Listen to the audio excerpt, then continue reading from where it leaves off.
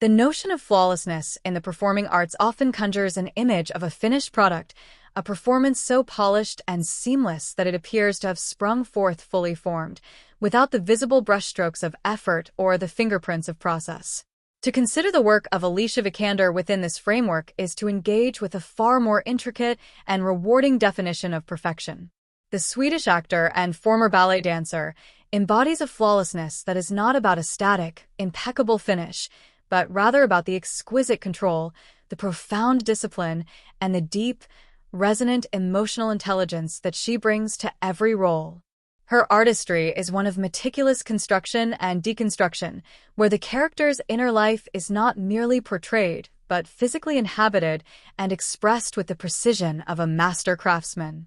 From her early breakthroughs in European cinema to her Oscar-winning triumph and her commanding presence in major studio films, Vikander's career is a testament to a perfection achieved through relentless dedication, a quiet intensity, and a rare ability to communicate vast, complex emotional landscapes with the slightest gesture or the most nuanced glance.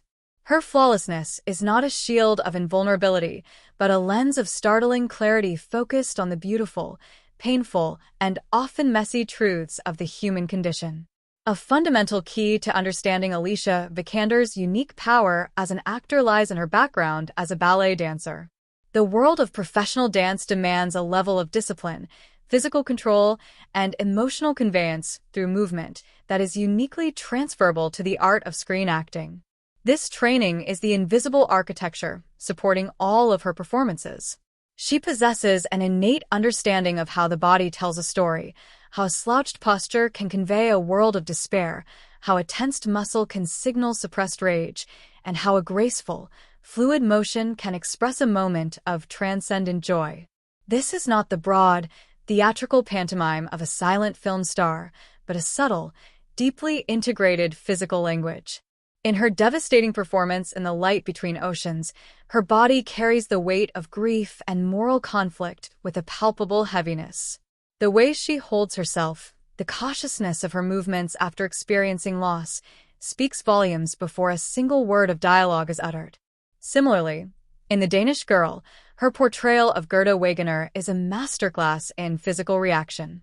The camera often rests on her face as she witnesses her husband's transformation, and Vikander communicates a cascading series of emotions: confusion, fear, unwavering support, and a deep, aching love, through the most minute shifts in her expression. It is a performance built on listening and reacting, a skill honed in the dance studio where a performer must be acutely aware of their own body in space and in relation to others.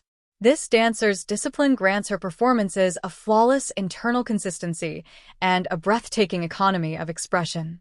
This physical intelligence is seamlessly married to a fearless emotional vulnerability.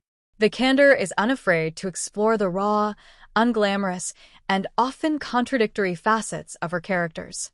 She does not seek to make them simply likable or heroic. She seeks to make them authentically, sometimes painfully, human.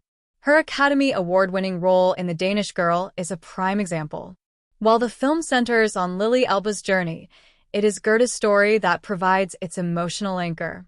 Vikander portrays a woman whose world is fundamentally reshaped by her partner's identity. She navigates a complex web of emotions: the shock of discovery, the fear of the unknown, the strain on her marriage and her career, and yet, beneath it all, a resilient and transformative love. She allows Gerda to be frustrated, selfish, and scared, as well as devoted and courageous. This refusal to simplify the character, to present her as a saintly martyr, is what makes the performance so flawlessly real and ultimately so powerful. The same can be said for her role in Ex Machina, where she plays the humanoid robot Ava. This could have been a cold, technical exercise in mimicking artificiality. Instead, Vikander imbues Ava with a haunting blend of childlike curiosity, cunning intelligence, and a desperate, primal will to survive. She uses her body with a slightly uncanny, precise grace that suggests both programming and a burgeoning consciousness.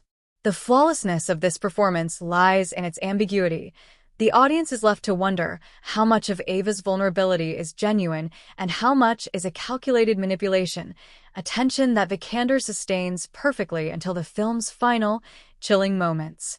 Furthermore, Vikander's career choices reveal a strategic and intellectual approach that is flawless in its own right. She has effortlessly navigated the distinct worlds of intense European art house cinema and large-scale Hollywood productions, bringing the same level of commitment and integrity to both. She can be the luminous, tragic figure in a period piece like A Royal Affair, holding her own against formidable actors like Mads Mikkelsen and Mikkel Folsgaard, and then transition to the physically demanding role of Lara Croft in the Tomb Raider reboot. As Croft, she leveraged her dancer's physique to perform her own stunts, creating a version of the character that was less a video game icon and more a believable, gritty survivor. She grounded the action in a palpable sense of strain and determination, making Lara's journey one of emotional and physical endurance. This ability to move between the cerebral intimacy of independent film and the expansive demands of a blockbuster franchise demonstrates remarkable versatility and a clear-eyed understanding of her career as a long-term, evolving project. She is not an actor who is afraid of scale or genre. She approaches each project as a new set of problems to be solved through her disciplined craft. An often overlooked aspect of Vikander's flawlessness is her vocal control. Like her physicality, her voice is an instrument she wields with great precision.